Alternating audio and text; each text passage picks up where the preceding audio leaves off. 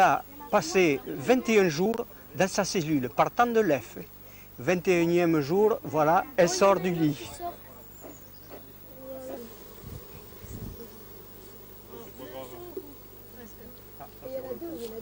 Alors, ici, c'est du couvain de faux bourdons, de mâles.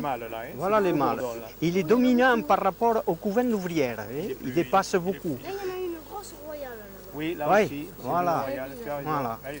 Et alors, toujours, ça, c'est du couvain. Couvain d'ouvrière. Couvain d'ouvrière. Et tu vois ici, elles sont prêtes à naître, celles-là. Voilà une cellule royale. Et là, des mâles. Voilà. Et couvain operculé, c'est-à-dire qu'il y a le petit tampon de cire. Et le bas aussi également, là, ça en fait partie.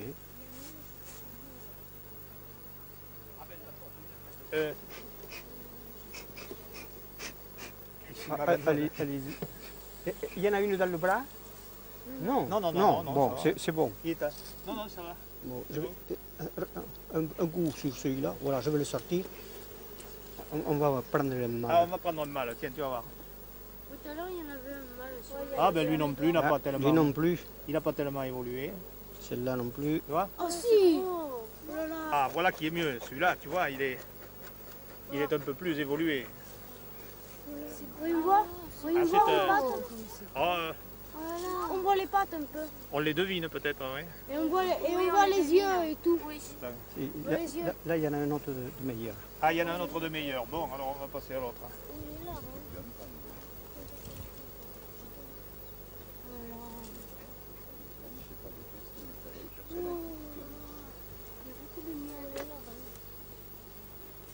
On va aller par là.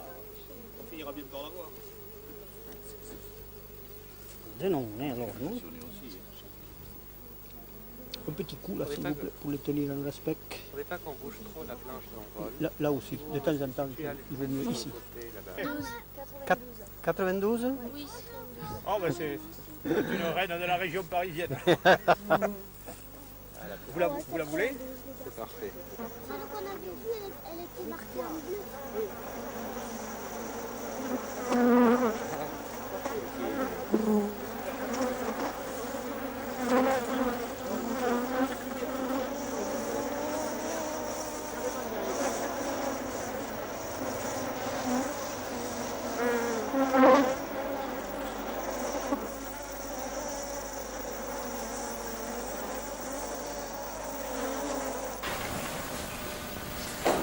Bonjour les enfants. Bonjour. Ah, mais ça travaille ici. Et que faites-vous debout? Tu fais la reine et toi? Une butineuse, mais ça se voit, dis donc, elle porte des pelotes de pollen. Et toi? Moi, un faux bourdon. Un faux bourdon, il en faut. Et toi? Une ventileuse. Eh bien c'est bien. Et vous savez à quoi ça sert chacun de ces animaux là dans la ruche? Oui, c'est bien. Qu'est-ce qu'elle fait la tienne? Elle pond des œufs. Elle pond des œufs. Eh bien, tu vois, un œuf toutes les 45 secondes dans cette saison, à peu près gros, tiens, comme ce petit truc là, tu vois? Pas gros, hein? Et toi, la tienne, qu'est-ce qu'elle fait? Elle butine. Je te raconterai ça tout à l'heure. Et tu sais combien il y en a dans une ruche? Oh, il y en a beaucoup. C'est 50, 62 000 à peu près maintenant. Et toi, les faux bourdons, tu sais combien il y en a? Dans les demi. Dans les demi, non? C'est trop bien, ça va. Les scènes sont pas. Oh, ça c'est gentil, mon gars. Eh bien, nous, on t'a apporté une surprise. Regarde un peu. Tu vas voir ce qu'on a. Tu vas voir. Hein? Regarde. Et tout ça, on va t'expliquer. Tout ça, ça vient de ruche. Là, tu vois. Et encore, attention, serre de butineuse. Ah, ça, c'est autre chose. Tu vois? Les pollens, tu l'as reconnu. Et ça, regarde un peu, dis donc. Hein? Ça, c'est un gâteau de miel.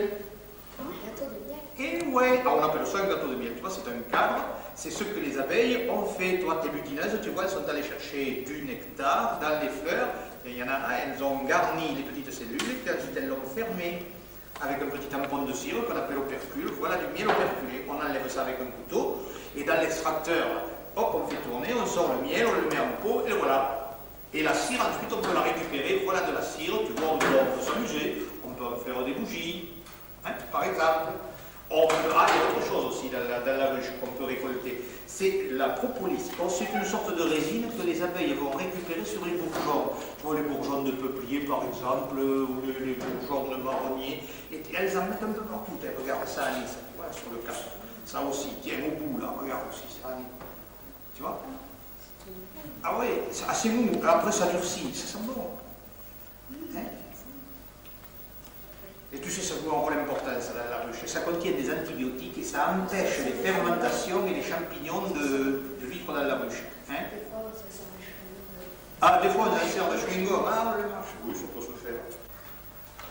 Tenez, ça c'est pour vous. Ah, c'est gentil. Mais tu vois, c'est joli. Oh, regardez ça, monsieur Chéri. Ah, mais c'est beau. Regardez ça, ici, regarde. Allez. Oh, c'est beau, là, regarde. On est gâtés. Pour vous récompenser de nous avoir offert les dessins, nous allons vous offrir les produits de la ruche. Mais d'abord, débarrassez. Voilà. Vous allez voir. On vous portera du pain. On va sortir tous nos produits. Regardez un petit peu. Regardez les couleurs. Tu vois? Quand on parle de miel, il ne faut pas parler du miel, mais il faut parler des miels. Ah, voilà une grande pot. Tiens, en voilà un que des gourmands avaient déjà entamé. Et puis voici une boisson. C'est de l'hydromel.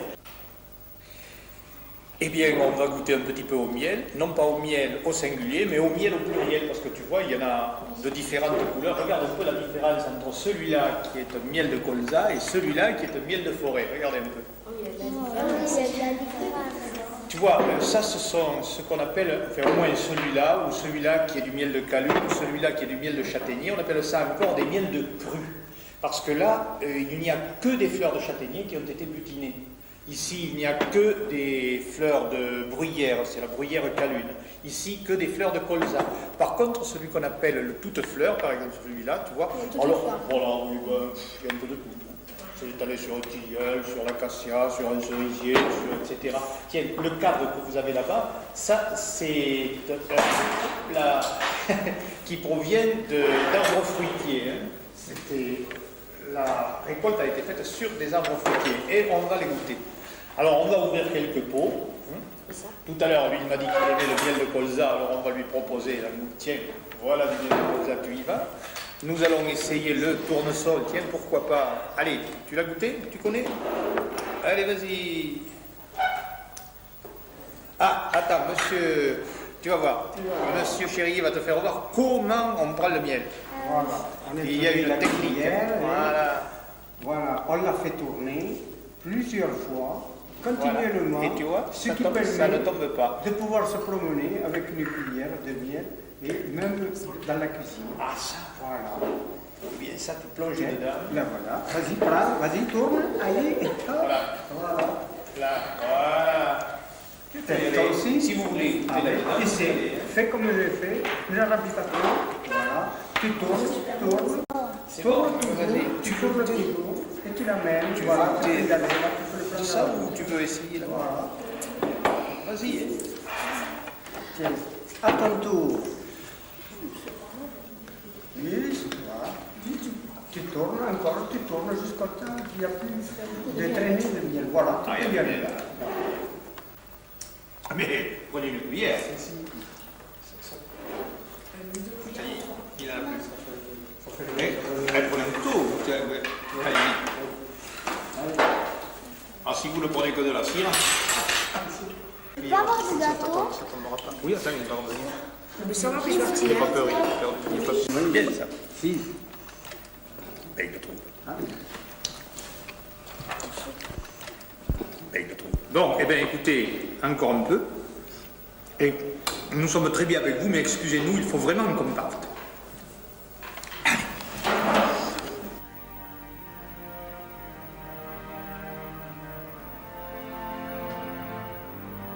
Ah oui, c'est pas trop tôt qu'on s'occupe de nous.